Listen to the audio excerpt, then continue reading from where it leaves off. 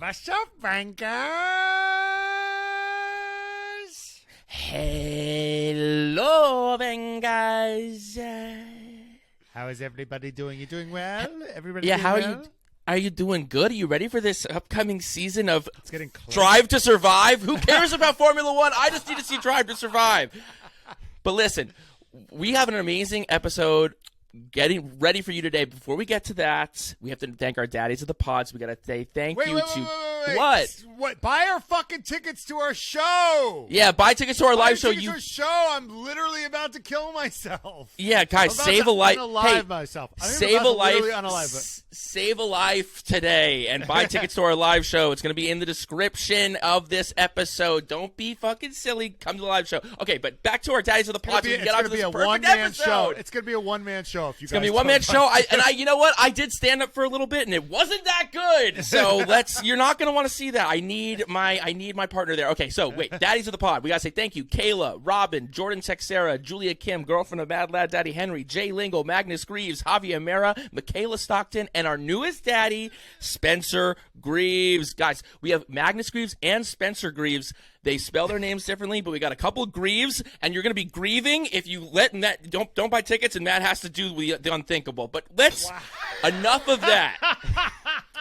Because we're grieving something else today on the podcast. We're grieving the life, not the life, I guess, the racing life of Sebastian Vettel, and we have a Seb Vettel expert on the pod, okay?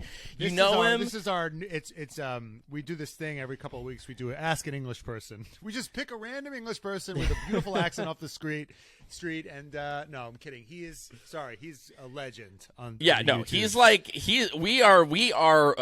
We pulled like a rot fit bird here. She's like way above our level. And we got Aldas on the pod. Can I just say, I am crying after that. Honestly, I'm actually crying after that intro. Yeah, what's going on, guys? No, happy to be on. Happy to be called an expert. I think you might have said. I mean, I definitely don't get called that a lot, but I will take that. I'll take that every single day of the week. So, yeah, looking forward to talking to about Sebastian Vettel. And yeah, thank you for having me on the pod. It's going to be chaos, no doubt. Yeah, well, you talk about how you're ethnically Lithuanian, right? And there's 2.5 million people in Lithuania, correct? Yes, I think literally 2.5 million. That is it. Isn't it a trip that you get more views on your videos than the population of your origin country? Honestly, do you know what's actually nuts? Is that I actually look at the percentage of like how many Lithuanians or like how many of my audience is from Lithuania. And it's legit like 1% of the population probably watches my videos. Sometimes it's honestly nuts when I actually do the mental maths. But to be fair, shout out to the USA because that is my biggest demographic. Apparently, I'm big in the US. That is my number one demographic. So yeah, big up you guys. Boom. Well, because you educate and and they're about to get an education today. Far fewer people are about to get an education today. That's okay. That's right. But so you are pro Drive to Survive. You have to be, right? Because you wouldn't be getting these listeners. Well, so how did your viewership go post DTS? When did you start to see the? Do you know what I mean? To be fair, when I actually started properly, because I started YouTube in 2020, like full time. For about a year before that, I was just doing kind of like on the side whilst I was at university. But so I've always been in the DTS era. So I'm pro DTS all the way. I do laugh at like all of the kind of like, you know, the old Formula One fans, the old heads, you know, that are like, oh my god, these DTS fans, they don't even know who won the championship in like 1956. Like, how dare they watch Formula One now? So, listen, DTS is done. I think 99.9% good for Formula One. So it's been amazing, and again, I look forward to. The thing about DTS when it first launched is that there was kind of a bit of backlash because of how like fake it was. I remember everyone made such a big kind of thing about the fact that they use like radios from different races. So like you'd be watching a race like in Austria or something and they'd use a radio from like a different race or something. But if you kind of understand what it is, if you just enjoy the fact that it's just there for fun, it's just there to dramatize, don't take it too seriously. I think it's done a huge amount to kind of expose the sport of Formula One. And I think that's I think sometimes DTS perhaps gets a bit like too much credit for like the growth of the sport in the recent years in America, because I think it just opened the sport to a lot of fans, but the sport itself, the racing and the characters and the drivers, I think did kind of the rest. That's what actually keeps people in, they don't go, I can't wait to watch the next season of, Formula 1 because, DTS is going to be really amazing. It's like you want to see the championship, you want to see the drivers, but yeah, I love DTS, and it's coming out soon actually as well, so I can't wait. Yeah, it comes out in a week, so we're gonna be marking. We're gonna be not getting a lot of sleep for those couple of days. Yeah. Also, it's completely DTS is completely manipulated. Max Verstappen isn't an intense psycho. Daniel Ricciardo's not your friendly buffoon. And did you guys see the episode names though for this season? What they did to Daniel Ricciardo? Yeah. What did they call? Wait. Good guys finish last. Exactly. Oh, brutal. And everyone's like, it's like I'm rock hard for that. Wet hard for it. You know what's crazy is his fan base is the most toxic. Yeah. They're the most delusional. They're delusional. They're delusional. Okay. Do you know? To be honest, I think the most toxic when it comes to most toxic fan bases, it's like a 5-way tie between Ricciardo, Verstappen, Hamilton, Vettel, maybe Alonso, maybe Leclerc, Norris. It's like a 6-way tie between multiple different drivers. Honestly, but those guys, all the other guys are like in the greatness conversation. Whereas Ricardo's just a nice guy. Right, right. No, Ricardo just has the chat, and everyone else has the pace. Yeah, last of the late breakers, my ass. He's out the sport. Now he's just last of everybody. Yeah. Okay. That's right. Okay. So let's get into Seb Vettel. He retired this year. In Matt and my life.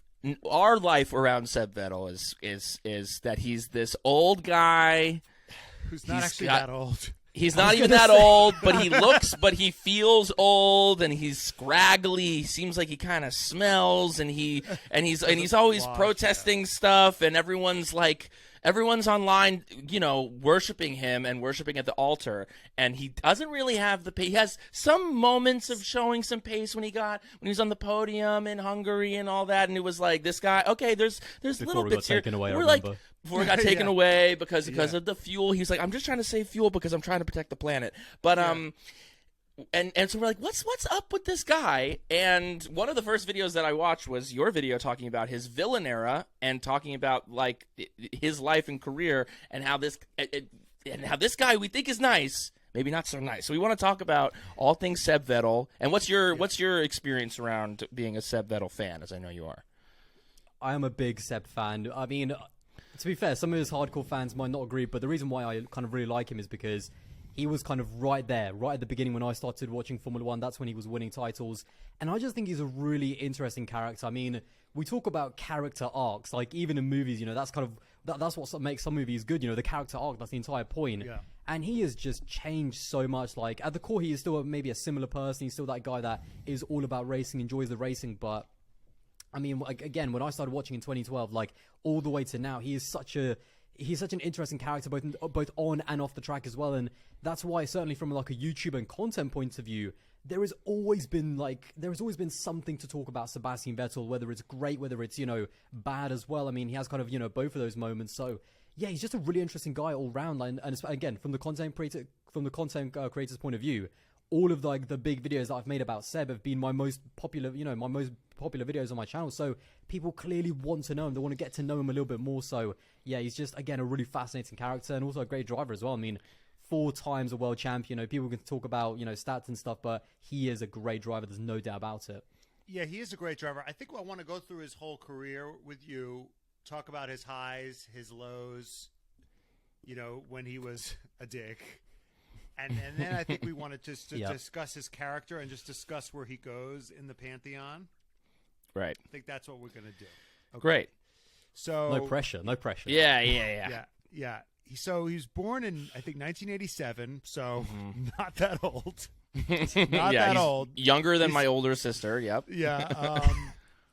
Started karting in Germany. Started karting at the age of 3. Competitive at 8. Did Formula BMW, which I guess was the Formula Renault of that time in Germany. It was quite big, and Yeah. Yeah, it was quite big in the early 2000s, especially for like German drivers, because BMW were like in Formula One at the time. So it was like if you do kind of well in the BMW like formula, then there was a lot more kind of links to the BMW team. So that was kind of like the really big thing around then. There was one season, I forget what season it is specifically, but he absolutely dominated. I think he in like His second season. Yeah, I think he lost like 2 races. He won. 18 out of 20 races he won. So I think he was on the podium for the other 2 as well. Yeah, and then he got to F3. First year he did okay, but he was dominated by Lewis because that was Lewis's year.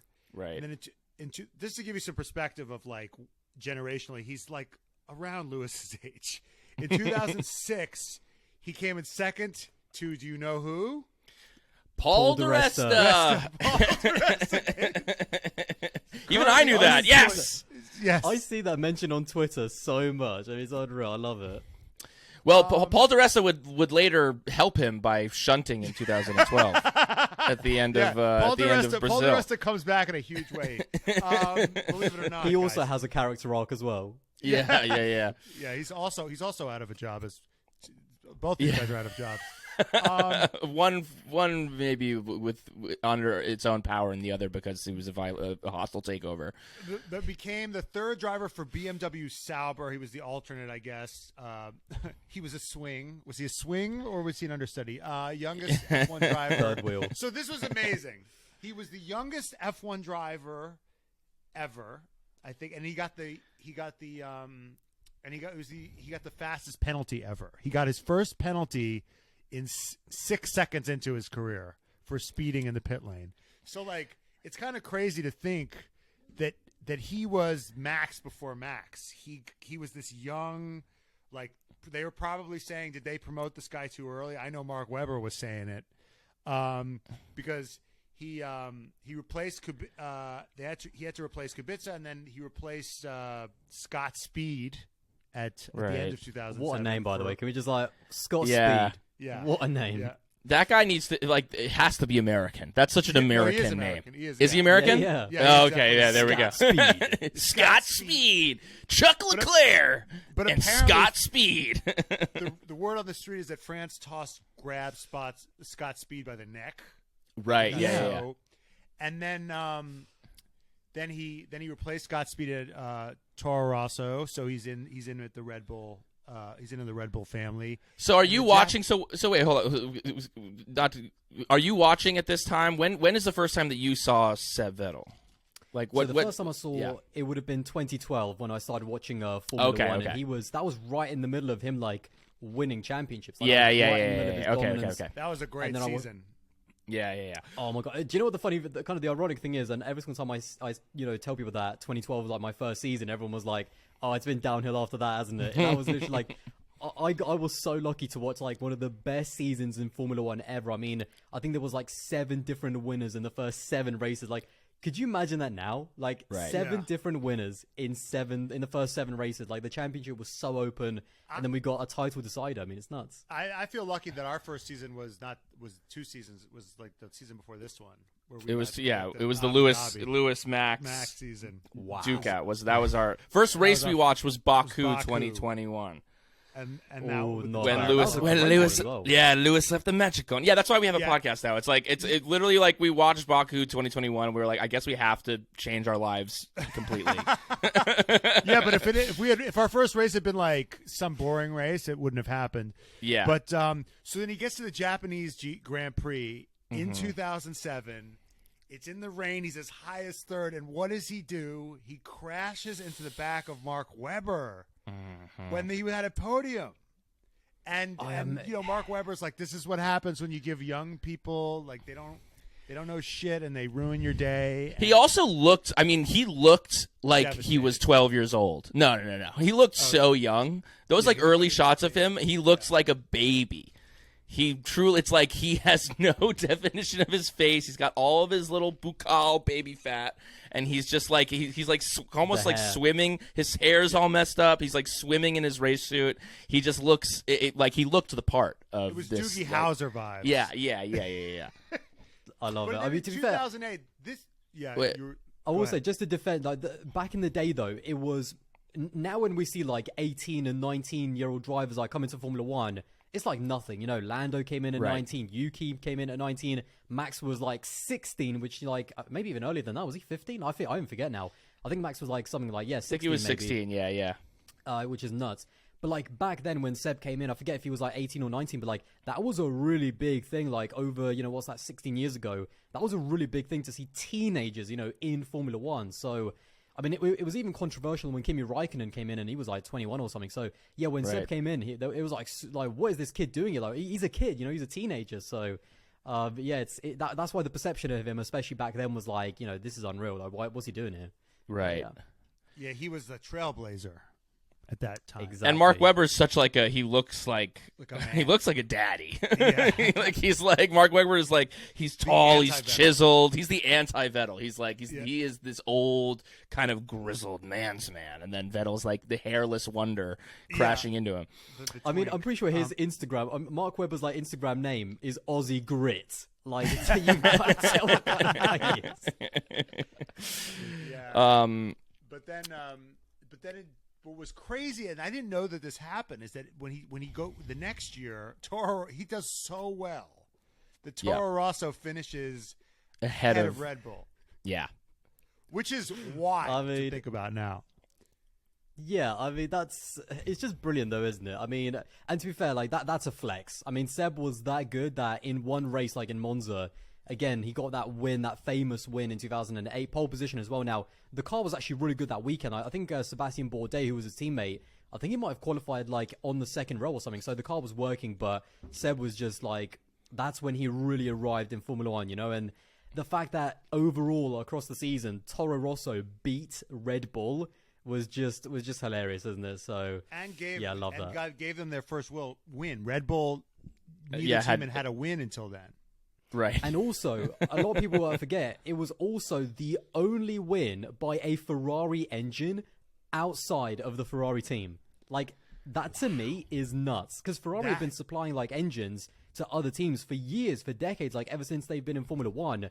And I think that's, like, the only win for a Ferrari engine outside of a Ferrari. I mean, it's crazy. Really? Wow. Well, but that to me, that makes it less impressive because that they had different engines. Because that kind of explains that. Oh, the Renault engine must have been fucking shit. That, I mean, but because they had different engines. Nowadays, it would be crazier if AlphaTauri finished. But their budget was probably like way bigger. That's true. I mean, the Red Bull budget was probably like way bigger than the Toro Rosso budget. I'm just trying to ding him a little bit. He's like, it's not that good. Because there's going to be a conversation that's going to happen, and I think it's going to come down to between two guys, and you know which way I'm going to go. Yeah, so he wins this. It's this iconic win. He wins in Toro Rosso. There's the great. I think it was, I forget who was the announcer of that race, but there's a great like soundbite of you know with Toro Rosso like blood in his veins, like this young superstar has turned this world upside down. And no, it's pretty fucking. It makes me fucking Liddy McTitty. Can I just say off topic? Kiki's English accent's coming. I am loving them.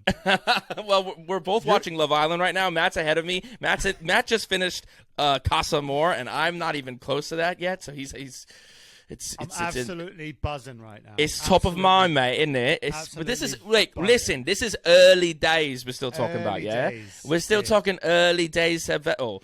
So then he makes the jump to Red Bull. It's 2009, isn't it? Yeah, 2009 in it. That's the one, mate. That's the one. Yeah. I went all Australian there. Yeah. So in 2009, he popped Red Bull's cherry as well. This guy's just fucking taking V cards. He's like it's like Red Bull is like in certain ways the house that Seb Vettel built. Yeah. Well. Or Nui, depending on who you ask. I mean, yeah. There's a sure, but there's other. But you know, it's like there's it's the. So we'll get to the Mount Rushmore. The Mount Rushmore. Okay, so yeah, so 2009. Then he has an okay season. He comes in second to Button in that. That was the Braun GP year, but he beats Webber by a whole race win, and he beats the other Braun driver. So that was huge. That was the blown diffuser year where Braun just went apeshit in those first. Yeah, that was. 6 or Although 7. to be fair, what's quite interesting is that the Braun was so dominant for like the first third of the season, like unbelievably dominant. Right. But the Red Bull, some people think that the Red Bull was actually kind of the better car over the course of the season, but they just missed out and did have a few reliability issues as well. So even the Red Bull team back in the day was actually really bad with the reliability. Like reliability cost them a lot, and not just in terms of like engine reliability, but even random stuff. Like I remember like even tires like sometimes falling off, and it was just crazy. So yeah, it was really early days for both Red Bull and Seb, and it was kind of this team and driver growing together, but straight away, you still put this kid, this young 20-year-old into the top team, into a race-winning car, and he beats Mark Webber straight away. He challenges for the title, ultimately, like especially the run that he had kind of in in early 2009. Like, he challenged for the title, and this is where a lot of people kind of realized this guy's legit. He is a 100% legit talent, and, he's only going to get better from here. But 2010 is where it actually gets interesting. Yes. They have reliability They had reliability issues early. In the British GP, this is wild. Seb Vettel's wing breaks, and they just give him Mark Webber's wing. Mark Webber's been there for years. Oh, right. Yeah. And Mark Webber's just like, what the fuck? Mark Webber, just give me your wing real quick. The story goes that basically it was like a brand new upgrade package. They had a brand new front wing that they were testing, and Seb's broke on the Friday. And there's actually like footage of the wing just breaking and failing on the Friday. And obviously there's still 2 wings. Like there's only 2 wings. One was for Seb and that one broke, and then one for Mark. And the team just decided, we're gonna put Mark's front wing on Seb's car. That's the only one we have. And Mark, if you like it, then great. If you don't, then basically up yours. That's basically how that went. Wow. Yeah, it was. That's demoralizing. They set the tone. Yeah. And Mark now has been now there for years. Checo knows, now Checo knows, like, okay, this is like what it's like here. There's But it gets better, though. it's But, but but it gets better because with the old front wing, guess who wins the race? Mark Webber. And then we obviously got that famous message, not bad for a number 2 driver. Yes. And then not bad for number 2 driver, but then they crash. But this is interesting. Now this is interesting because it's like the tension is it's in the room. It's no longer the elephant in the room. It's like the elephant is hanging out. Everyone can see it. Yeah. And this is, I think, a beginning of the tension of Seb and Mark, and also maybe the beginning a little bit of Seb's villain era. And when did they crash? Which way should they crash? So they crashed first. So they actually crashed in Turkey before, and there was already tension at that team because obviously you've got a race-winning car, you've got 2 drivers kind of already pulling the team in their own direction, and then Turkey, I think it was like the 6th or 7th race of the season, might not even be that, and obviously those 2 ended up colliding. It was, and I have the recording of what he said. Or what did he say? Go for it. Here. Okay, it's a recording, guys. What the fuck are we doing here? What a stupid action! I'm going home. Okay. Whoa! Oh my God, I heard that recently. How did you get that? How did you get that actual raw recording of the actual real episode? We have to for legal issues. We might have to take that out. But I was going to say, you're not going to get done for like copyright infringement by Formula One and Seb for using his voice. That's right. Yeah. And also, whose fault was that, Aldas? I'm not good at determining whose fault that actually was. Oh, it was Seb's. It was definitely Seb. I mean, it seems like it's always his fault. It is, but he's such a good driver that he just gets away with it because he then goes the next race and wins it. But no, it was definitely Seb's fault because when you look at the footage, they're kind of both like side by side right next to each other. Right. And then Seb just moves over. He just does move over. Like he's the one that's kind of like, trying to almost turn into Mark a little bit and kind of push him wide and kind of intimidate him a little bit. And Mark's having none of it. He just keeps his steering wheel straight. Right. And then, Seb kind of collides into him. And also, McLaren, I think, ended up finishing 1-2 in that race. But even they almost then had a collision of their own with their 2 teammates. So that was pretty spicy as well. So he's starting to give some Max Verstappen vibes. This is Max. This is Max before Max. He's crashing into his own teammate. He's telling people to fuck off. He's being a bit petulant, and but he's making his way downtown, walking fast, faces past, and he's kind of P1 bound because it comes down. I mean, what are your other highlights from that season? Because I know that the last race is iconic. The Abu Dhabi 2010 is iconic. But what sticks out to you? But go ahead. No, what sticks out to you from 2010? I think for me, it's the fact that we had another ridiculous championship where there were multiple drivers that could have won it. Because the Red Bull was the stronger car, but they had a lot more reliability issues throughout the season.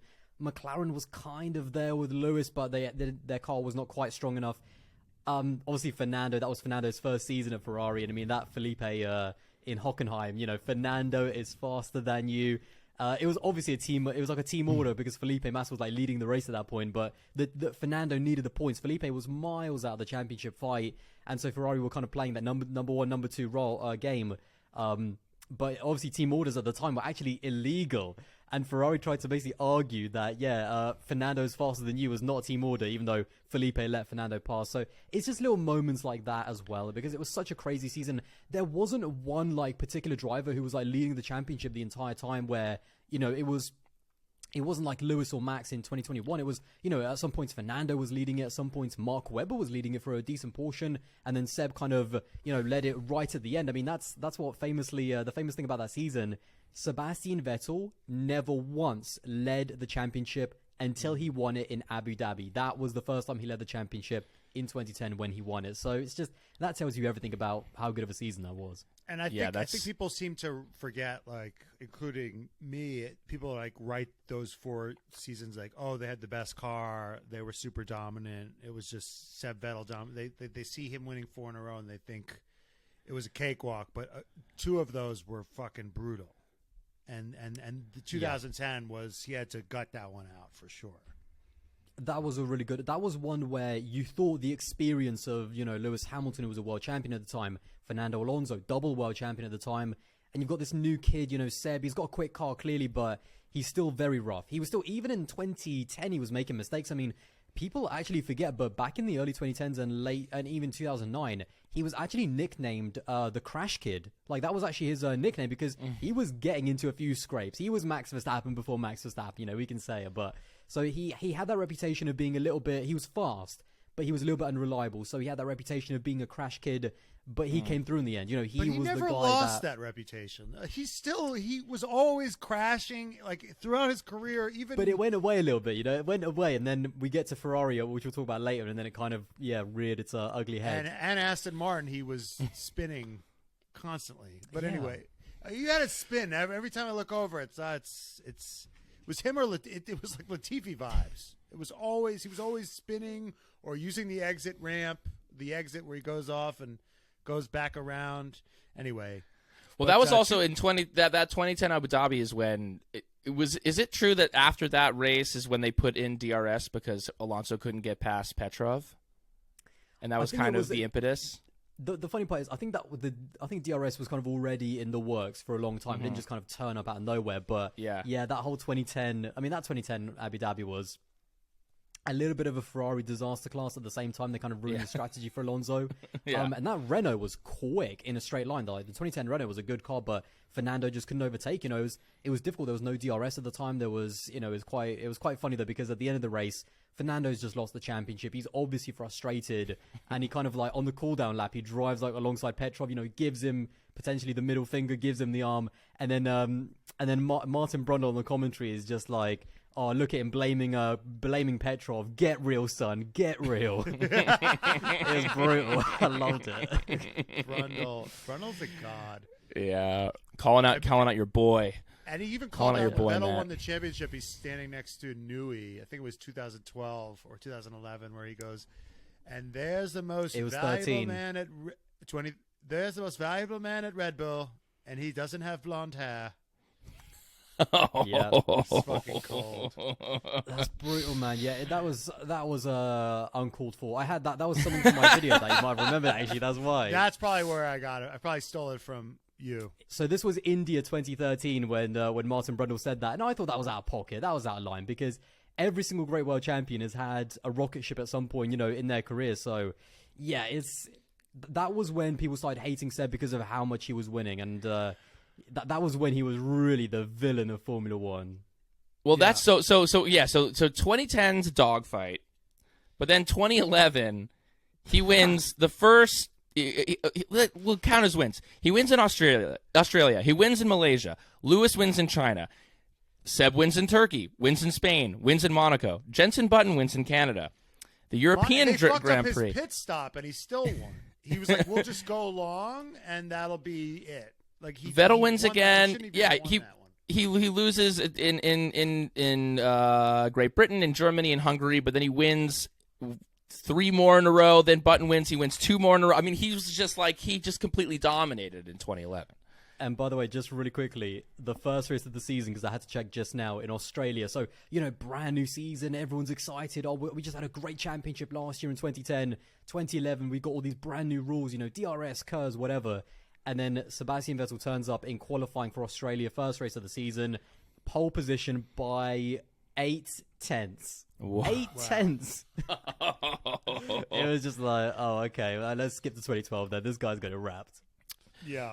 I mean, I think that's the other thing that it's important to note is that was his superpower, was qualifying, right? That was over 1 lap. There was nobody faster than he was. And in 2011, he set the record. He beat the record at the time. I think it's been beaten since, I forget now. Or maybe actually it's still standing, but the most pole positions for a driver in a single season. I mean, there's so many now, I can't even be bothered to count, but I think it's like 15 poles or something. It's nuts.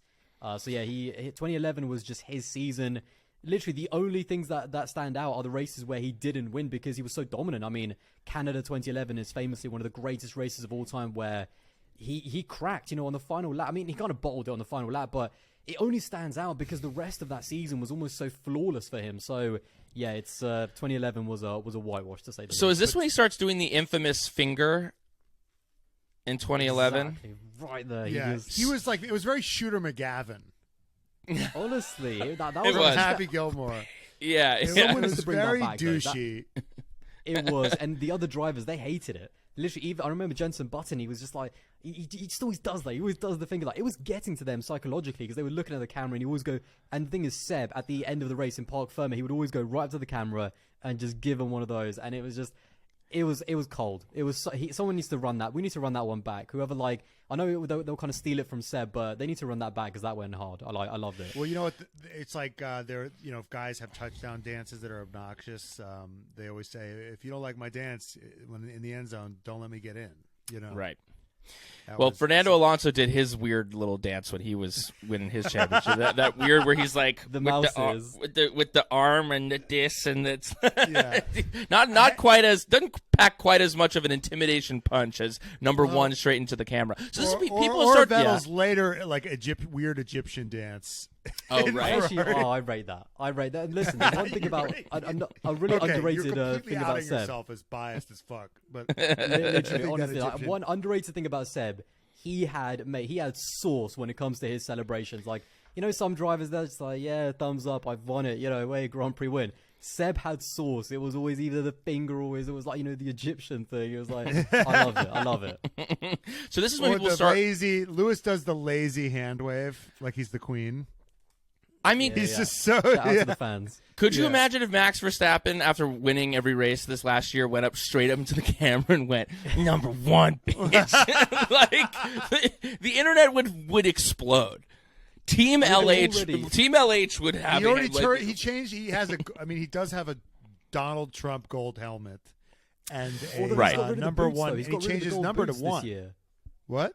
Wait, so he had last season he had those gold boots because he was the world champion, and I don't think for some reason in all of the promotional stuff he doesn't have gold boots anymore, which I'm a little bit disappointed. But listen, if you're the world champion, obviously in some people's eyes maybe he wasn't the world champion in 2021, but that's again a different podcast. Right. But if you are officially the world champion, I'd go with the number 1 on my car for sure.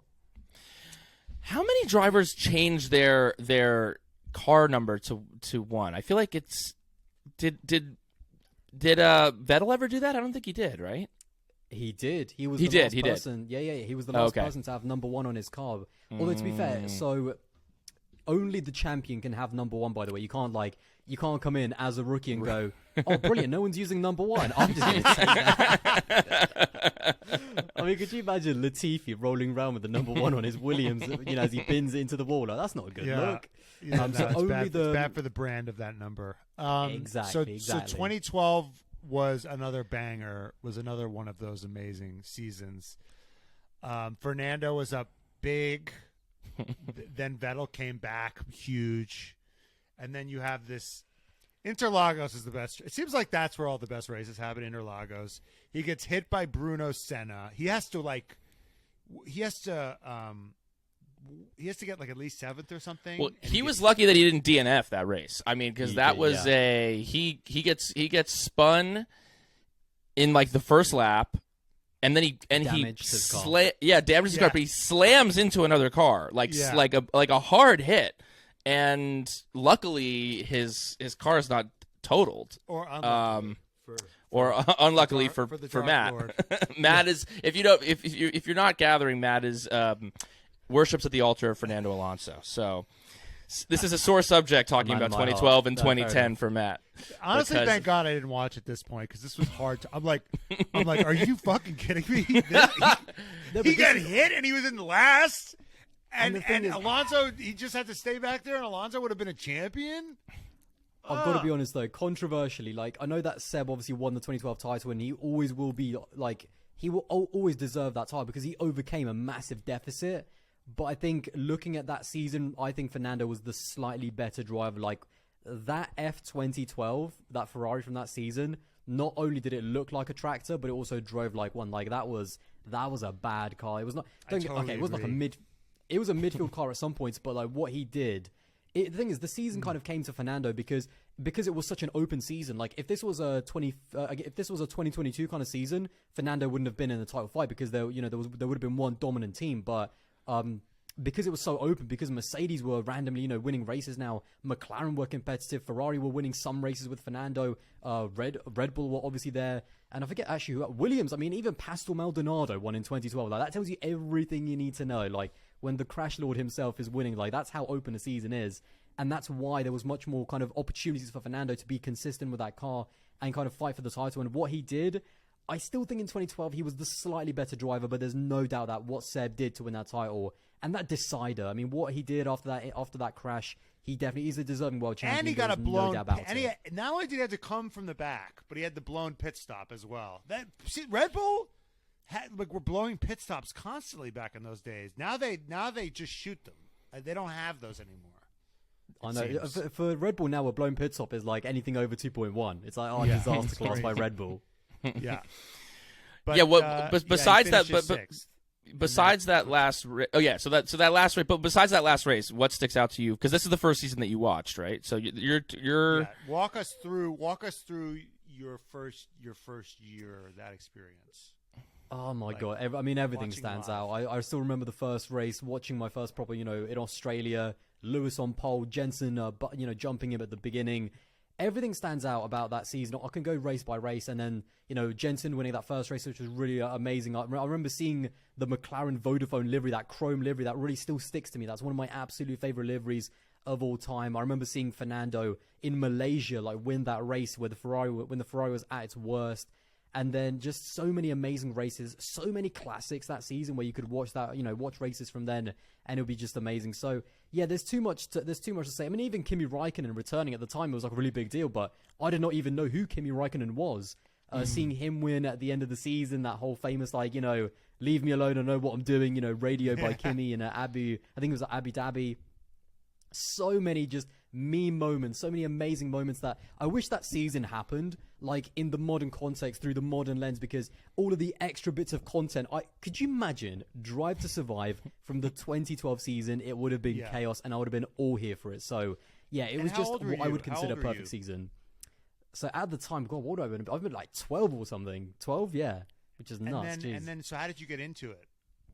Honestly, so I've always in terms of Formula One in general, I've always been into cars, and kind of Formula One seemed like the natural progression, then to kind of watch racing. And then that was the first season. I kind of watched like a few moments in 2010. I remember like tiny little memories, but 2012 was the first year where I committed fully to like watch from the beginning of the season and haven't missed a race since. So, I mean, something, even though it kind of dropped off, in some people's eyes, it kind of went just downhill after 2012, I definitely kept coming back for more. So, yeah, definitely. Well, not from a drama standpoint with Vettel. 2013 was the multi-21 year. Yeah, that was a and bit the honestly, apex of the hatred, because, as you wisely pointed out, any driver that gets too popular just becomes hated. Like, that's true with Max. That's true with Lewis. That's literally Christian Horner literally says that in the trailer for the new Drive to Survive season. He goes, "The quickest way to be hated is to start winning." Yeah. He's a genius, that man. He is. He is. Thank you for appreciating that. Honestly, we just did a deep dive on Toto Wolff, and I'm like, Christian Horner every day. Because Christian Horner is like weirdly more grounded than he is in his little Bond, like manner, shooting pheasants or whatever. He's weirdly more relatable. Spice Girl wife. With his Spice Girl wife. Toto just talks in all this psychobabble, human optimization. What? Terminator vibes with Toto. Well, that's his accent. He can't really help that. But also, that's also his energy. Yeah. When he's like, when he's and everyone's there and they're all wearing the white shirts and he goes, "We will destroy them." Like he's and like. Also, I mean, when he says, "Everyone's got a target on their back next year," that was a British accent for Toto, but you know what I mean. Yeah. Everyone's got a target on their back next year. Like, he just says stuff like that. He's like a cyborg. Like he brings about on himself. The first thing he says is when you first meet him, like when Mercedes like barely participated in the first season, and then this that's what people forget is like Mercedes and Ferrari were like, what the fuck is this? Get out of here, Netflix. Right? And then the second and Christian Horner, no, this is yeah. But like, and it's like Christian's like, "Oh, you're not going to do this? Y'all are fucking stupid." Yeah. Christian's like, yeah. Christian got it from the first second. Christian's a genius. Christian's like, I'm available. Well, it's also the Red Bull way, man. It's the Red Bull way. They've always been crazy about content.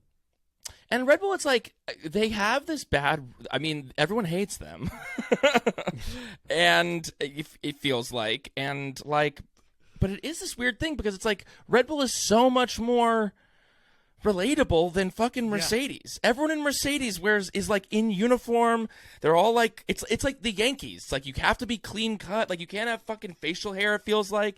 And then Red Bull's like, do whatever the fuck you want. We'll play the music. Like come in hungover. We don't care. Toto's like, do I smell White Claw on your breath? Like you like to the chambers to He's you. Like talking about like how much fecal matter is like residue is in each bathroom but what's interesting, and I want to, is that I feel like Red Bull has lost some of that. It's gotten more corporate. I mean, look at their launch event. You know who stole their fucking thunder? Was the Ferrari. Oh, mate, Ferrari. Well, because that's what I was saying when Red Bull released their car. I was like, they needed to get the riffraff in there. And like you need to get the real fans. You need to get like actual, and that was the best creators. Yeah.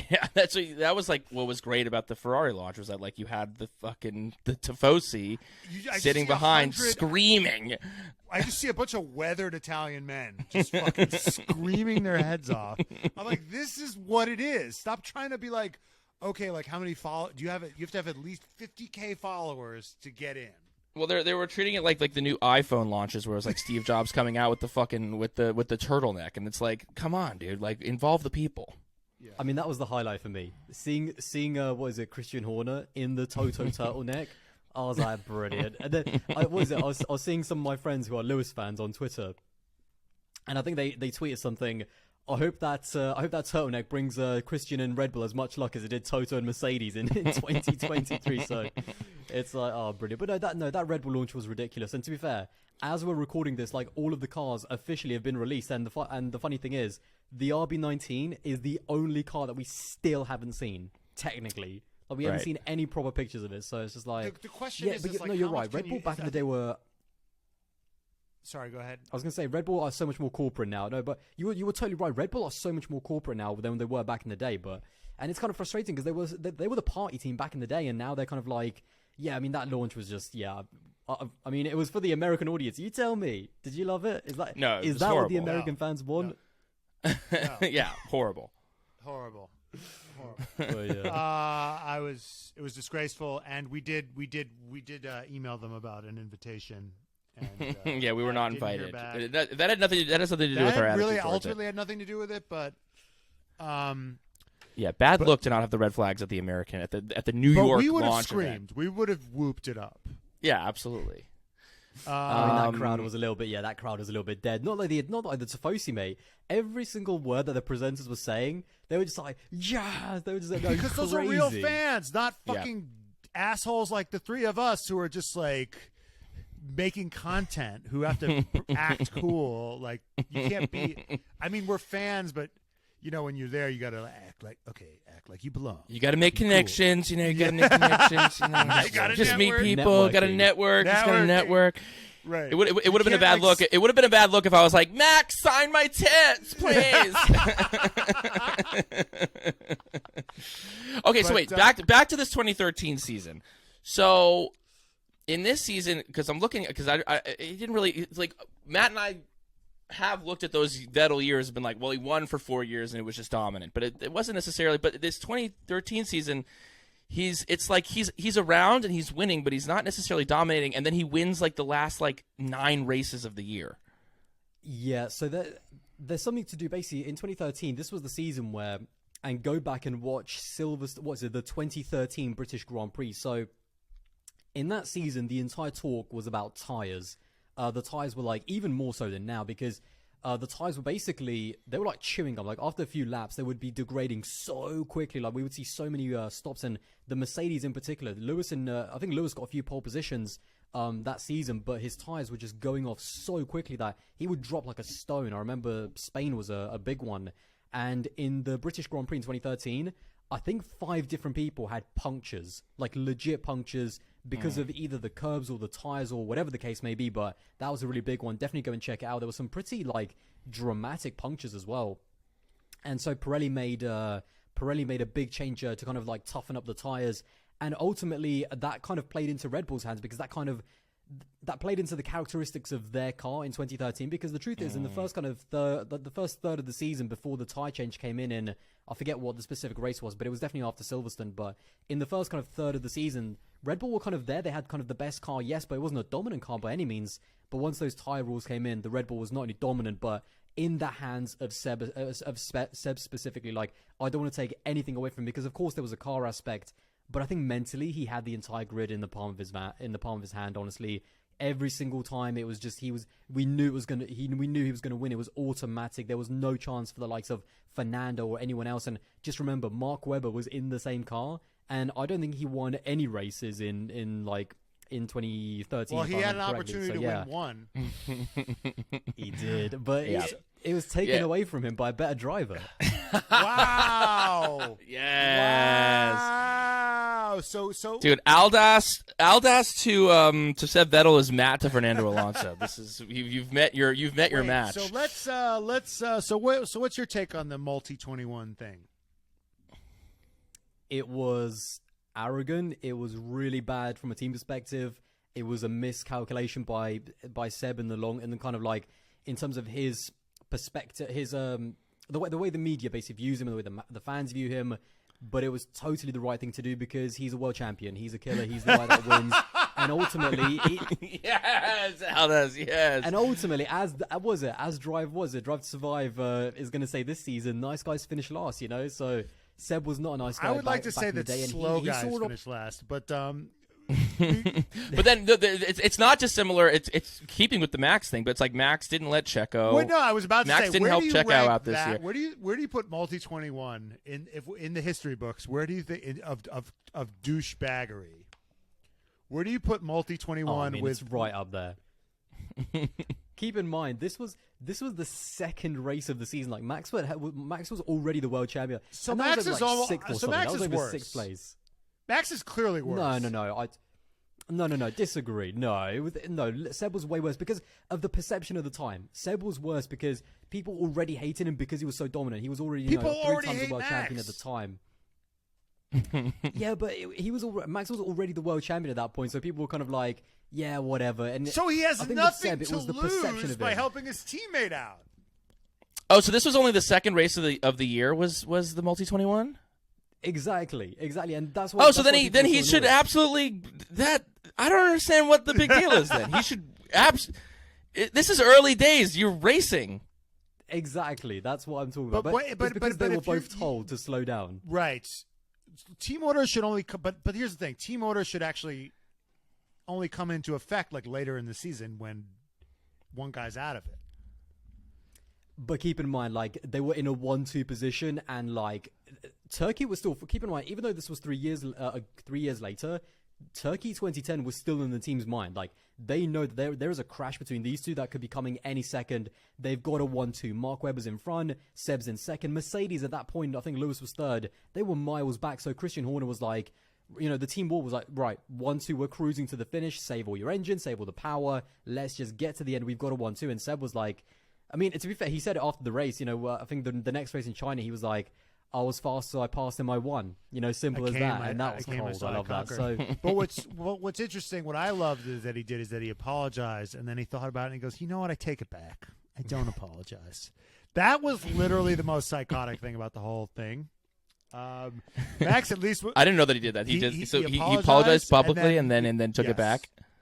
Well, at least Max goes, That's why. No, you were saying which one was more controversial or who was more hated. It was because at first Seb was kind of like, oh yeah, I'm sorry, I didn't really understand that message. A broken radio. And then he just owned it. I think once he slept on it, the next race in China, I think it was actually a 2-week break. Once he slept on it, he basically just owned it. He was like, yeah, I did it, so what? And that's why he was more hated than Max. That's why he was more hated at the time. Well, Max was like, I have my reasons. Don't ask me again. We will discuss it. We will discuss it. The classic, we'll discuss it later. Yeah. Definitely not the crash in Monaco. Yeah. Oh, It's like, we'll discuss this when your father yeah, gets but home, Monaco, okay? but the Max thing was actually fucking batshit crazy. The fact that he already won in basketball when you've already clinched or you don't even those guys don't even really play. They sit their starters. The only time that it's like in basketball, if you're up by 30, the starters sit on the bench and then they let the bench players go out and play. Like, and why is he even get some racing? minutes. I get because contractually, Unless you're people, LeBron, obviously, stat padding in that fourth quarter. Yeah. Just get those numbers up. Yeah, get think those numbers up. contractually- Got to break the scoring record somehow. Get those numbers up, King. But yeah, I mean, now thinking about knowing that it was only the second race of the season, I'm like, oh, he's completely within his rights to make that move. He's still like fighting for the championship, and to me, then Max is his worst. You know what it makes me think though? That Lando Norris should have fucking overtaken Daniel Ricciardo in Monza in 2021. Pisses me off that he didn't do that, dude. Like, come on. Lando just doesn't have that dog in him. He doesn't have that. I don't think he has that dog. He doesn't have that dog in him. He waves a lot of guys by. I think he's very good at being like, this isn't my fight. A little too good. Yes. A little too good being like, Yeah. I'm fighting for third here. This is we're trying to beat the Alpines. That's our battle. But the thing is, just to defend Lando a little bit, it's better than being, It's better than being Kevin Magnussen, who spent half last season basically losing front wings to Max and Lewis, who are two drivers that he's not even fighting. So it's kind of like, I trust me, Lando has not shown that he's got that dog in him just yet, and people are still giving, like on Twitter, the amount of times, anytime Lando fans pipe up, the response is always, wow, Russia 2021, what happened to those Inters, Is he still on those intermediate tyres? So I'm looking forward to seeing Lando in a race-winning car. Like, I think he might have that dog in him, actually. No, but if you I have think- a yeah, dog, I think you have he it needs from the to be- beginning. You don't develop a Right. dog. A dog is Max yeah, like the and dog- Vettel dogs. and Fernando and Lewis and all these The cyclists. dog Yeah, needs but- to be trained. Like he's like. You think that he has like a trained dog? It's like, oh, like we can sick the dog on when the time is right. But it's like you need to start. It seems like for the great greats. It's like you need to start with like a fucking wild animal and then you rein it dog in you At this stage. and then you rein it in and then you kind of learn it's like, hey, let's not bite the mailman. Let's wait until there's like an actual worthy opponent. Lando I was gonna say, at this stage, Lando's only got the puppy in him at the moment. He's only got the puppy. Like the dog's wet. The dog's still wet. No, you Right. gotta. I'd rather have a fucking killer and then try to reform him than try to turn a regular guy into a killer. So now 2014 comes into play, and Mark Webber's out.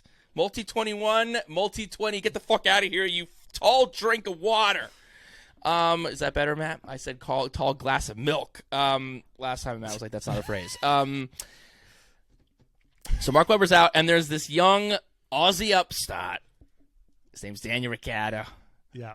And Daniel Ricciardo comes in and beats the world champion. Beats him convincingly. Convincingly. 4-time consecutive world champion. Aldous, can we dig into this? God, that was... What do we make of this? This is a mind fuck for us. Listen, 2014. It's one of those mysteries of the universe. You know, it unanswered even to this day. There's conspiracies that maybe Seb threw it because he wanted to move on from the team. But that wouldn't really make sense. Oh, right. There was like some contract. Wasn't there like some contract thing where it was like... Or is this just time... Seb fans like you trying to feel better about yourselves? Yeah. Oh, it's 100%. He was like, yeah, my favorite driver just threw the season. Yeah, it was for the bands. He already had 4 world titles. You know, you don't even need 5. Right. Don't want to go too much. Is it like be logical here? Is it possible that there were sort of performance clauses that if he hit them, he would have had to do X? Whereas if 100%. What? Oh, 100%. I think it's more on the team though. So for example, with Max, apparently there's like performance clauses that if Red Bull aren't in the top 3 or like the top 2, if they don't finish in the top 3 in the constructors, he can basically leave. So there's been like those kind of rumors. So yeah, there are performance clauses that drivers can use, but Seb was not himself that season either way. Like I think it was shaken up by Daniel Ricciardo arriving at the team. Like again, this young the cars definitely didn't suit him to an extent because I don't know why. He's always been a bit of a kind of interesting driver. Sometimes he just doesn't click with cars, and Seb has never been a driver who can manufacture kind of performances. Like he needs to get on with the car. He needs to be riding high on confidence. And in 2014, like just the early season, especially with Ricciardo coming out the box, so quick and getting that early win, especially in Canada, it really shook Seb up, and I think it was just kind of a spiral from there, to be honest. But yeah, it was strange because he won. Well, it's an interesting dynamic. Well, he won 3 races. Yeah, well, and Seb won 0. Right. Well, it's an interesting dynamic of like, with the Mark Webber of it all. It's like he had Mark Webber's number. He was like, old man, I'm faster than you. I don't care about your jawline, okay? And then this other babyface killer with braces comes in, Daniel Ricciardo, and then all of a sudden he's like the elder statesman, and there's like it's like it must have been a bit of like a mindfuck for him because now he's transitioning and his move into Ferrari is like a bit of his transitioning into like being more of an elder statesman. That he went from being babyface killer to being like cocky asshole to now being like taking on the world with his move to Ferrari. And it was a big one because at the time, and to be fair, what's really hilarious is that Daniel Ricciardo was only 2 years younger than Seb, so it wasn't even like there was a massive age gap. God, right. Yeah, because Daniel Ricciardo came in a lot late, kind of not a lot later, but he wasn't a teenager. He went to college, unlike exactly. That's brilliant. Love that. But the thing is, 2014 was also a big one mentally because keep in mind there was that narrative again. I was talking about with the whole Brundle in saying these are the guys that are the most kind of like reliable. I forget what the phrase was, but in India where these are the guys that won the championship and he hasn't got blonde hair or whatever it was. So there was this narrative that it was just the car. So people were ready to pounce on Seb, the moment. And I think that did affect him because the moment he started not winning, it was like, well, hang on a minute, he hasn't got a dominant car, and look he's getting beaten by a guy who's in his fourth season in Formula One. Right. So I think that also played on it, and he needed a new environment by that time. Red Bull was kind of like, I think he actually did a really good job to get out of Red Bull the moment things started to look badly, because then the moment he got to Ferrari in 2015, his confidence went through the roof. He was exactly where he wanted to be. You know, Michael Schumacher was kind of his idol, and we saw that when the confidence was back, the driver was back as well. And he bolstered his reputation because he won races there. He made Ferrari good again, right? He beat the shit out of Kimi. Ferrari is back. He beat the shit. Well, then he was the underdog then. Yeah, and that brought people back to him because he's bringing Ferrari back. And I gotta say, you know, the more I learn, I'm like, what the fuck is Kimi? Because he has this legendary status. He's a world champion, but it seems like every time you pair him with somebody good, he loses. Like Yeah, not even peak. He lost by so much to not even peak Vettel. Where do you rate? His career got destroyed by Alonso as well. Right, he got destroyed by Alonso at Ferrari as well. I mean, he is the richest, most lauded guy who I don't think is that. Is he the? Where do you put him next to Button? Do you know what it is? Oh. No, wow, Jenson Button versus Kimi Raikkonen. That's going to be a Twitter poll later tonight. Kimi Raikkonen versus... Hey, tag us in That's that a great one, idea. bud. I'm going to put that as a Tag us in Twitter poll. that See, Okay. Yeah. Exactly, yeah, Yeah. right. Tag us. We'd No love problem, to. no We'd love to. So, We'd love so to if we're ranking, be tagged in that. Okay. If we're ranking the guys, the crazy guy, that's like, oh, that was a weird one. do you know what it is about Kimi? Do you want me to tell you exactly why Kimi is always going to be a legend? Because who is still to this day the last Ferrari world champion? Kimi Raikkonen. Winning for Ferrari, especially a championship, means more than winning a championship for any other team. And people, that is still a meme, by the way. When people talk about Kimi, there's like this meme. Is that the 2000? No, is that the last person to win a championship for Ferrari? Like, that is still a meme that goes around today because he kind of had this really quick, he had this period of his career where he was absolutely unbelievable, especially at McLaren. He then goes to Ferrari and he doesn't quite click, as much as he did at McLaren, but he manages to nick a championship in Lewis Hamilton's rookie season. Did he win it or did McLaren lose it? McLaren definitely lost it. Like, there's no doubt about that. Like, McLaren definitely Lewis lost it. and Fernando were like strangling each other, and then he just grabbed it. And then Right. Kimi just slipped right in and just stole that championship away from both of them. Yeah. But listen, that's it. But the thing is, once he got that championship, and he was good enough to be a championship driver, I feel like the rest of his career was just on coast. Yeah. Like once he won the title in Right. Brazil, he was just like, I'm done. Everything else is a bonus you in see, life. but you you know? think Right. you rank him ahead of Button. I think yes, I'd rank him ahead of Button because just for his peak. Okay. Because for his peak, I think he was better than Button. And to be fair, he did have a long career. Like he did still, even in his last season at Ferrari in 2018, even though Seb, and we'll get to Seb, Seb is kind of intertwined in this story. He got the same amount of podiums as Sebastian Vettel in 2018. And Seb was supposed to be the championship challenger that season. So even in his final season, when everything was clicking, he was still a decent driver and finished, third in the 2018 World Championship. So it's a weird one with Kimi. But then he goes to Alfa Romeo, he stat pads up against Giovinazzi, and it's like, how good is he really, you know? So, yeah, it's Right. a weird one. So 2015.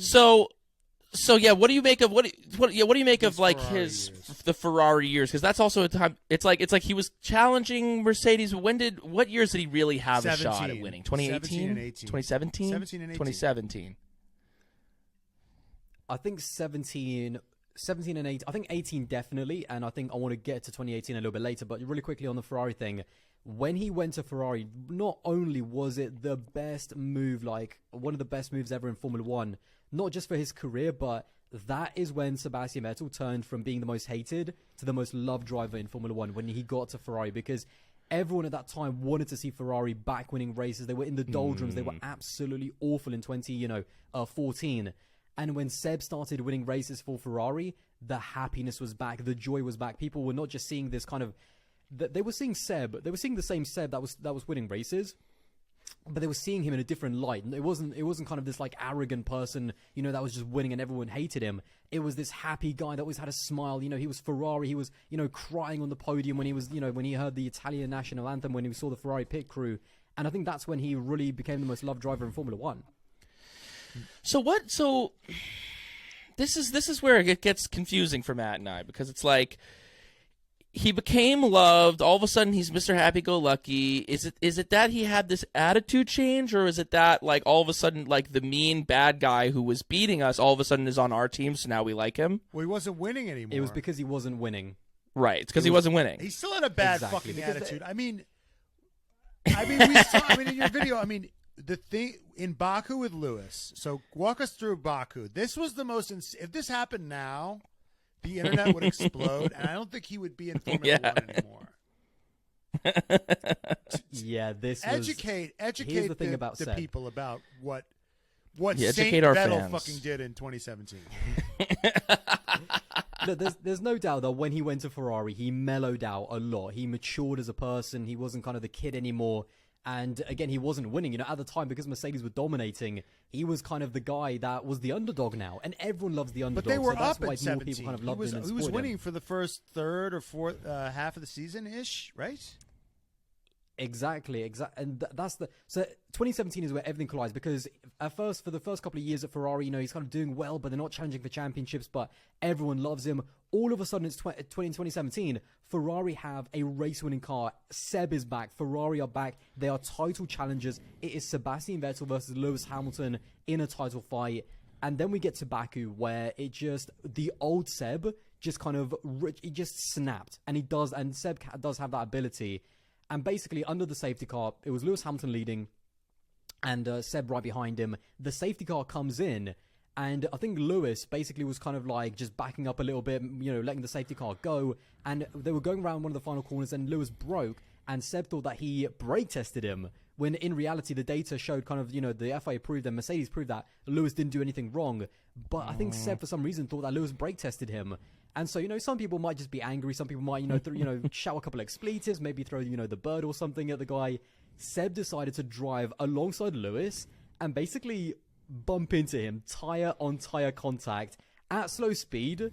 But that was still a dirty play. That was still a dirty move. He snapped mentally, and Lewis knew that he got in Seb's head. He knew that he got in Seb's head, and Seb just has these crazy moments where, why did he do that? You know, obviously afterwards he was a little bit, again, almost like, it was almost our multi 2021, I'm not going to lie, because after the race he was a little bit like, yeah, you know, I don't know what happened there, stuff like that. And then he basically admitted guilt, you know, like a week later when he apologized to Lewis. So it was crazy though, because, you know, using your car as kind of a weapon, he did get, I think, a 10-second stop-go penalty, but that was a crazy moment, man, because he used his car as a bit of a weapon, and that crossed the line for sure. But then he made. Can you imagine if Max Verstappen did that?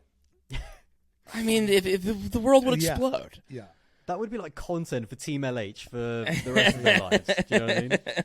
So then but then he dropped the ball in 2017 a couple of times. He crashed into Lance Stroll, I believe, or who?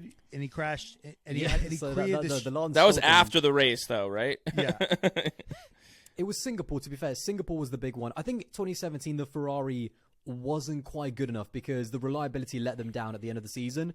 And so there wasn't, Seb kind of lost the championship more through reliability, but Singapore was a big moment because I think at that point, the championship was still close in Singapore 2017.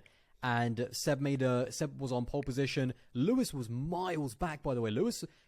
Singapore 2017 was a big race for the championship because if Seb had converted, and Seb has been one of the best drivers around Singapore, if Seb had converted that pole position and Lewis finished back in like 5th or 4th, which is where he started, that could have really swung the championship. And so you never know how things are going to pan out, but he had a lap 1 collision. He kind of made a really aggressive, he didn't get to the best of starts and made a really aggressive diving maneuver across the track just as Max Verstappen was having a great start, tried to go down the inside of both of the Ferraris, and Seb ended up taking out his teammate, himself, and Max, and Fernando Alonso, which is the worst, which is a sin. Yeah, no, that's...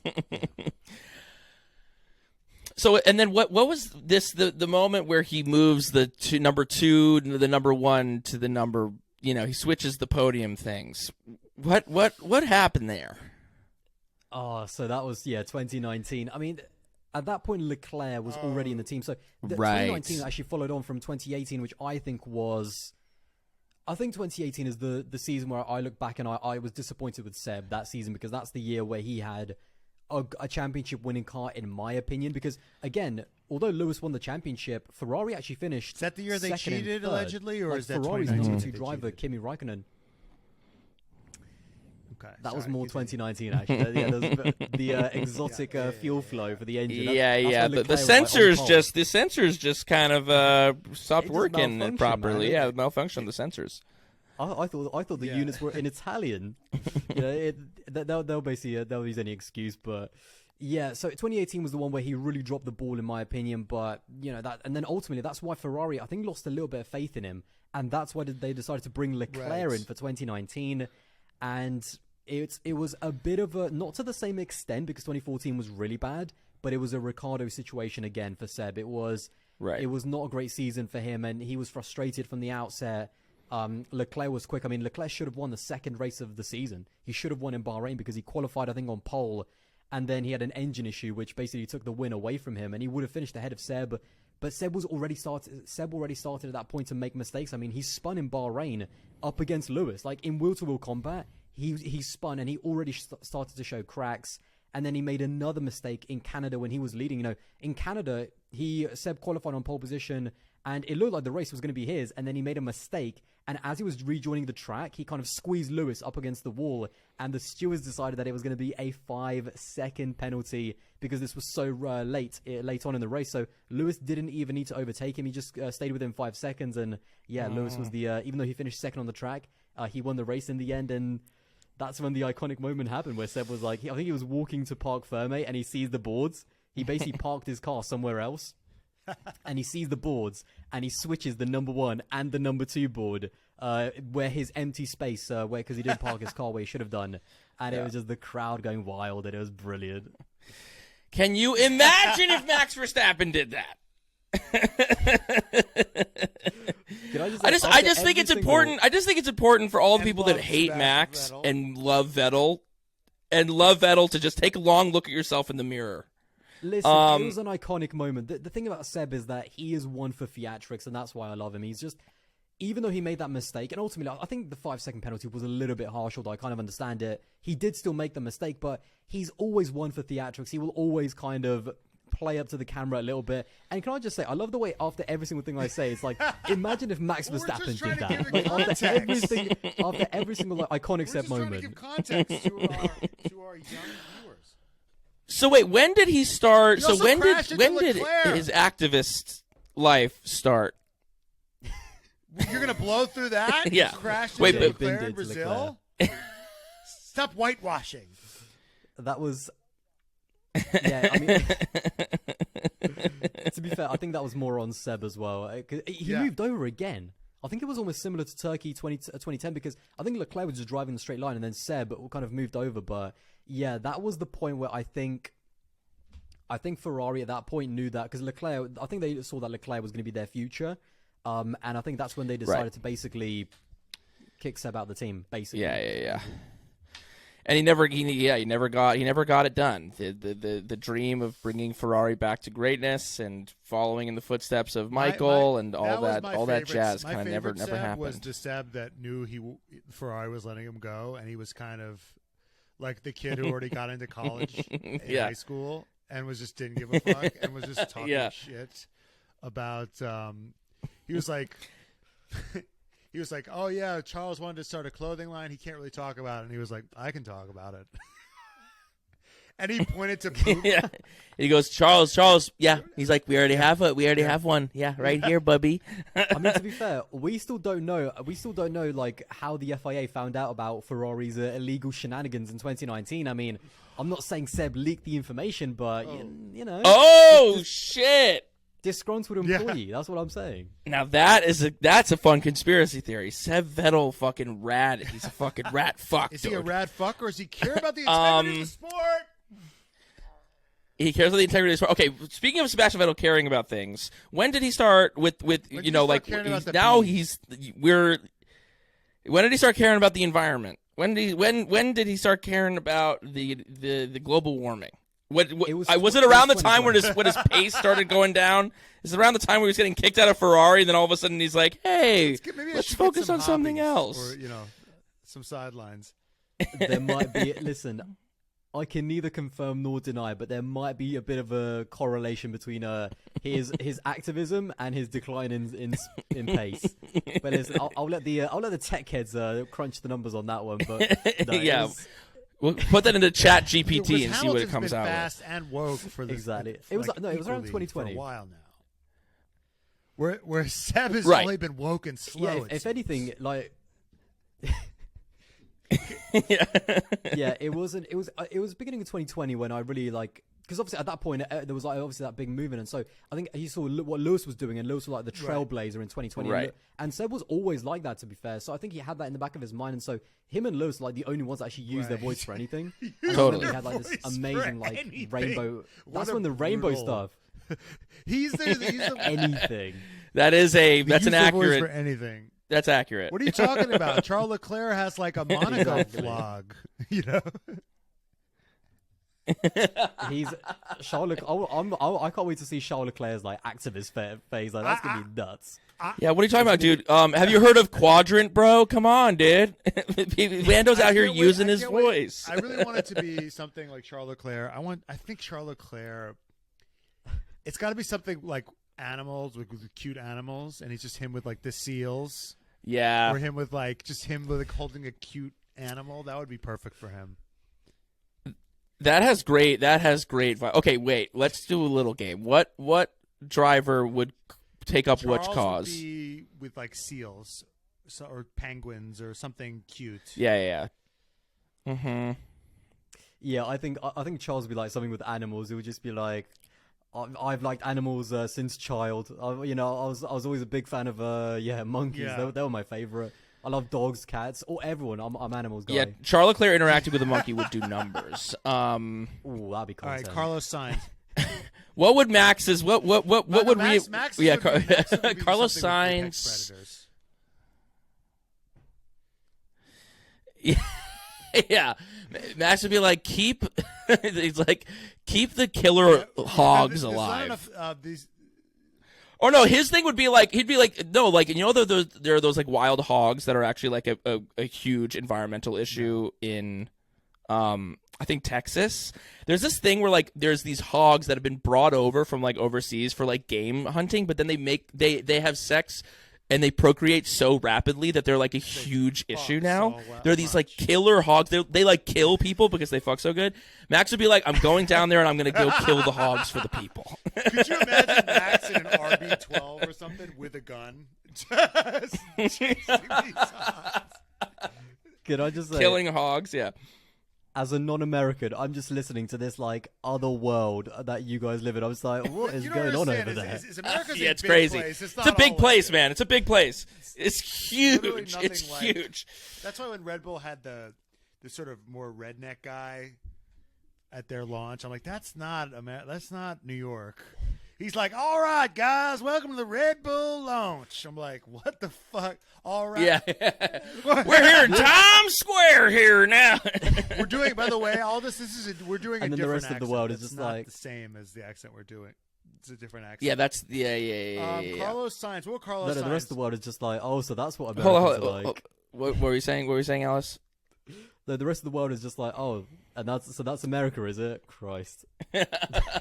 And we're here to say that it's not, and yet it also Carlos is. Sainz would restore like old boats, maybe, or something like some of the richest, douchiest. It would be, yeah, sure, yeah. What would George Russell would do something in that vein as well. Though I could see George Russell like doing something with animals, I but it think not George being Russell- as cute as when George Russell would just Charles would copy do it. something that Lewis did. Yeah, he'll be like, yeah, I'd be like, I support what's that. I Lewis support doing? that. I'm going to do Yeah. that as well. He's going to have like Team 63 or whatever his number, Initiative 63, and Well, your boy Fernando Alonso has like his whole clothing line is all sustainable. It's all like Exactly, he's yeah. chosen the environment, but he's just a little bit. It's interesting that he has Doesn't make that, it but his whole you never fucking hear him talk about personality, it. You 'cause just hear The him thing is, talk. Does he? Yeah, he just. I was going to say Fernando's, by the way. I was going to say Fernando's could have been like recycling or something, but I think Seb's got that as well, hasn't he? Because he was picking up bottles at the end of Silverstone. Oh yeah. Well, yeah. So then all of a sudden, Seb Vettel's He's fucking at he's at where the fuck did he? Aston Martin, and he's picking up bottles after the race, and it's like, what's going on with this guy? This guy at one point was shoving his finger down the world, Europe's throat.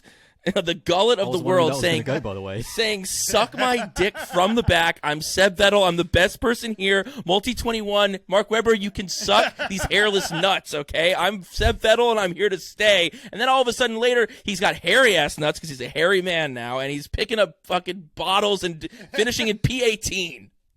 Wait, but do you not remember at the beginning of Aston Martin, did you not remember that picture? Where Which he was one? like bald. Oh yeah, he Have you never seen he this? Had some work done.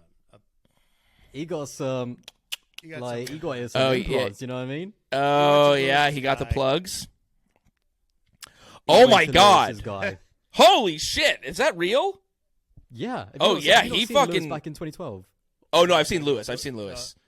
Yeah. Yeah, But I he haven't went seen to these. Lewis' This. guy. Him and Lewis. Whoa. Yeah, he's looking like Prince William. Hey, yeah. Don't talk, yeah. Oh, yeah, he got some looks good great. work I mean, done. But it's all floppy and homeless. He's like, I paid good money for this hair. I'm not gonna. Yeah, Well, the thing is- Yeah. Yeah, what am I going to go especially to when a he fucking... did you see the tennis? What is it? He looked like a tennis player with that whole like band thing. Then he It had was that nuts. hard fade. It was- Remember yeah, when he no, had his that hard look. fade at Ferrari. Yeah. That was That Ferrari had that, he had that fucking hipster cut. Mate, I love that. Low key, that haircut was sick. It was like a buzz cut. It was like bzzz, right there off on the side. That was honestly. By the way, there is a correlation. When he was rocking that haircut, he was still winning races. Yeah. That's all I'm gonna say. Like he was absolutely killing it that time. We need to run that one back as well. Okay, so what are we? So let's talk about the best drivers. And now he's Let's talk now about he's the best retired. drivers in the Yeah, past yeah. couple What of do we make of him? The best 2 decades, the best drivers. Let's say Schumacher, Hamilton. Let's just say they're tied. Who cares? Let's not get into that fucking argument. They're fucking tied. Then next, we'll leave Verstappen out of it because he's still ongoing, right? But so is Fernando but Alonso. he'll never. So is Lewis. Are you saying like So Fernando is and Lewis are Lewis. done? Are they what? Are they hashtag But let's washed? just all right. Max is so early in his thing. It's like we don't know what he'll become. He's definitely going to be in the conversation, but we're like, who knows? He might win 7, and he might, or 8. I mean, who the fuck knows where his ceiling is? Do something else. He might just get bored. Right. Go to like WEC or like Le Mans. I could well not after. Yeah, he's like I'm doing Le Mans in real life because I can't do this fucking stream anymore because that was a fucking nightmare. He's buffering. So I think if we look at the next tier down of the greatest, it's like Lewis and Schumacher for first tier, and then if you look in the second tier, it's got to be something between Vettel and Alonso. It's probably the second tier. Yeah, that second tier. Honestly, actually, no. Over the past 20 years, I'm going to put Max in that conversation straight away. Like, Max is already in that second tier with the likes of Fernando and Seb. I know he hasn't got the numbers at the moment, but I think that second tier, let's say, okay, S tier is for sure Lewis and Michael. I think the A tier is just 3 drive over the past. I'm talking like the last 2 decades. I think that next tier, like the A tier, would be like Seb, Fernando, and Max, and that is it, to be honest. Because the rest of them, when it comes to like Nico, Jensen, Kimi as well, like that's. I think they're in the tier below. They're in the tier below, and obviously when it comes to drivers like Leclerc, I think he will be potentially in that tier eventually. But maybe Lando as well if he finds that dog somewhere. Maybe adopts that dog in him from some shelter. I don't know. But I think that's where I'd kind of rate them. Within that tier, I think Max will jump both of them. But between Alonso, I want to dig into Alonso and Vettel because I know Vettel has 4 and Alonso has 2. But Alonso's not gotten dogged by teammates like that. And he's way older. I mean, he got beat by a rookie. Did you say what I think you just said? Did you say Esteban Ocon? No. He got beat by a rookie, mate. He got beat by a rookie. Yeah, his name is Lewis Hamilton, dude. I said dogged. He's never been dogged by a team. I'm joking. Okay, and if you're going to lose... And that guy's in the first tier... He lost to Esteban Ocon this year, dude. Lost to Esteban That was Ocon. due to fucking reliability. No, honestly, like I was. And they got I the was same just number like, of points. I was just testing you. I was testing you. Well, guess what? It worked. It worked. You tied fucking Lewis. you They got have the him same riled amount of up. points, and Lewis is the greatest of all time. Vettel lost to Lewis. No, when it comes Vettel to the- lost to Daniel Ricciardo. And Charles The Leclerc. guy who's jobless now. Yeah, that's true. Yeah. who now is I who's think when out it of the comes to- sport I'll quickly now say- because he lost to Lando by a lot. Well, I guess what's interesting is, wouldn't you say, because it's interesting, because both it really was this thing, because in 2010 and in 2012, Fernando could have won those years, and then it would have been Fernando with 4 and should have been. Seb with 2. I don't think. Yeah, I don't think you can ever judge. Like, I never judge drivers based off championships. Like, I don't put Lewis in that S tier because of his 7 world titles. The thing about Formula One, it's not like football or the NBA or whatever, because there is so much more that goes into. It's not just your team, but the car dictates so much. Like, you could put the best driver in the worst car, and they're never going to win the world championship. Like, ultimately in Formula One, stats are just a consequence of timing and talent. Like, that's just what they are. And you need both to have good stats. You need both to have the championship. So for me, it's all about the intangibles. For me, it's all about the context. And that's why, just as a driver, I've always rated Alonso over Vettel, because even though I think Vettel had higher peaks, I definitely think that, Fernando's never had a peak like, say, 2011 or 2013. But that longevity, Fernando Alonso, the fact that Fernando Alonso doesn't have a prime. He came into Formula One there were people that thought that even Fernando as a rookie could have challenged Michael Schumacher, and he is still absolutely one of the best drivers on the grid right now in his 20th season in Formula One, something crazy like that. So that's why I've always rated Fernando just a little bit better, because I feel like he's the guy that I would back more consistently over the course of a season to get the most out of any car. But at the same time, there's also things about Seb. Out of his team? No, there's no. He definitely doesn't get the most out of his team, because he's not as good of a team leader. He's not as good of a communicator as well as Seb. So Seb is really good at kind of taking the pressure off his team and kind of putting it on his shoulders and putting everyone to rest and putting confidence into his team. When something goes wrong with Fernando Alonso, he tells you about it. Like, we even saw he was at Alpine for 2 years, and by the end of last year, he was losing it, man. After 2 years, he was absolutely losing it. And also, I get it was the team's fault, don't get me wrong. Like, the reliability was on the team, but he knew what he was signing up for, and you don't need to come out with comments like, it always happens. It's the comment that he made where it always happens on car number 14. It always happens on our side of the garage, and he was almost like putting that out there where, Esteban Ocon's got all of that good luck, where you don't need to antagonize and say something like that, and Seb would never do that. So yeah, it's positives and negatives. I think both of them are really close. Both of them are absolute legends and deserve all of the success they've had. But I will always rate Fernando just a little bit over Sebastian Vettel because of the longevity, because of the fact that he can get he's more adaptable when it comes to different cars. And ultimately, you're right, he's never got dogged by any teammate. Again, I was kind of like testing you with that Lewis line, because yeah, he got technically beat by Lewis, but it was not the same situation as Leclerc coming into Seb's team which is like Ferrari, or Ricciardo coming into Seb's team where, Vettel's just come off the back of 4 straight titles. Like, that was definitely not the same. So, yeah. And they were both. Yeah. I think Fernando and Lewis were both new to that team. Exactly. Right. It was both of their first year at McLaren. Yeah. But Fernando was coming off with 2 championships there. So, what do you think? What do you see for Vettel's retirement? Do you think he? I mean, it's been thrown out as like a potential, as an idea that he would be a good like team principal, that he could run a team well. Do you see that being a thing that he would possibly do? What do you see for his retirement? The weird thing is, I actually could see that for Seb, because he is a good motivator. Like, Fernando Alonso is someone that I definitely would not want to run a team. Like, he would be carnage. Actually, no, he'd be brilliant for the Drive to Survive era. Like, he would be the new Christian Horner. Like, that's Fernando Alonso. But I think Seb would be a good team leader, because again, like, he's so good at communicating. He's a really likable guy as well. Like, everyone has a good relationship with Seb now. Like, he mended so many fences because he's garnered so much respect, especially in his later years. So he's definitely someone that I think would do a great job as a team principal. But ultimately, does he have that motivation? He's got all the money in the world. Like, he was listen, even when he was spinning at Ferrari, he was earning a decent amount. You know what I mean? So he's got all the money in the world. What's the motivation now? You know, what's the next goal? But I'm not quite sure. I think he would actually do a pretty good job in Formula One as a team principal. Maybe even the head of the FIA. You know, listen, MBS is having a bit of a stinker. We don't know how long he's going to be in the job, so there might be a little running there. Yeah, I feel like his that it's going to be hard to maintain your 100% approval rating though if you take that job. Sure. If anyone could do it, Seb could do it. You know what I mean? Like, at least he won't be, you know, silencing drivers and saying that they can't talk without his permission. Yeah, he definitely wouldn't be doing that. Yeah, I mean, they had all this tension, and then he mended. Yeah, he did. He mended all of these bridges. By the end, it's like, Lewis you know, loves him. he was. Lewis makes out with him every time he sees him. Yeah. I do want to point out, I didn't say this earlier, but it is iconic that Lewis Hamilton in 2013 said that Seb Vettel's dominance could bore fans.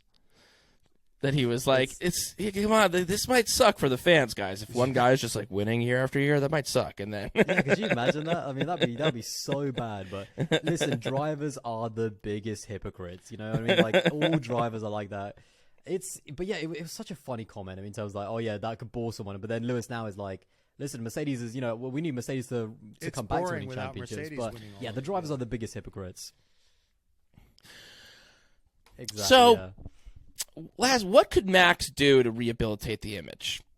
Because we're in this thing where it's like Vettel was this guy. He was hated. He was arrogant. He crashed into people. He was doing too much, and then he becomes Mr. Love. And I don't think that I don't know if he's going to turn into. I don't think it's going to be act. I don't think that activism is going to be his route there. But if he went to, like, if he went to is that just like the Ferrari influence, that like if he went to Ferrari and was a comeback kid, I mean, he wouldn't do that now, but like, I just don't think there's any hope for Max. Well, but maybe I'm wrong.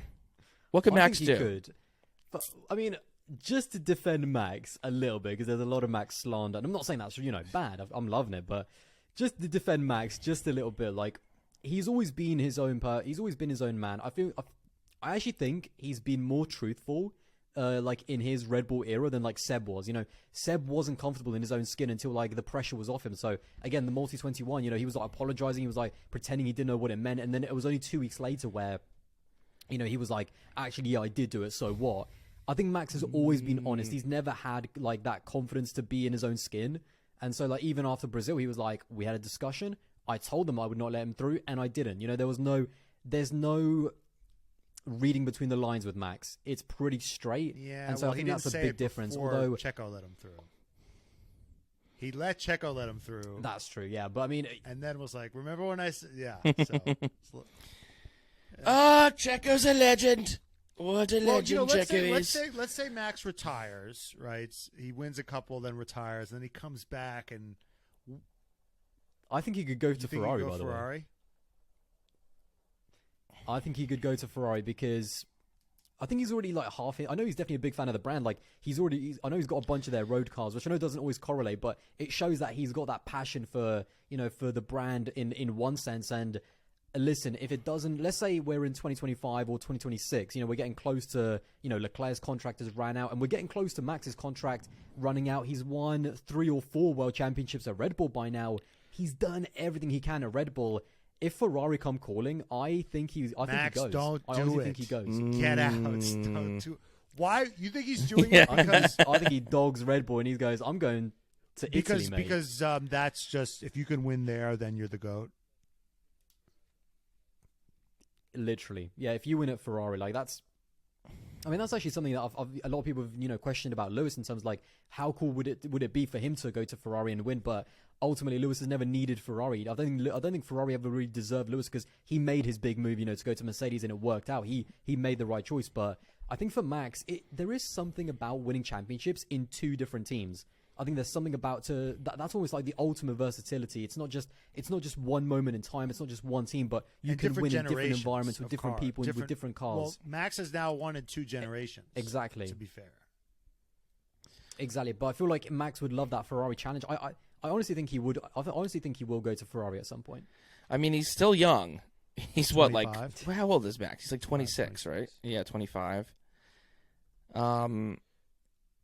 Yeah. Wow. All right, I feel like I have a better sense of our guy Seb Vettel. And I was not expecting you to rate him below Alonso. Well, I know he Matt knows was that I probably would've ended the very happy calls. about that. I'm trying to come back. I'm trying to come back. Yeah, that's right. That's right. I That's would have right. cut. I would have cut it. Anyway. Well, of course.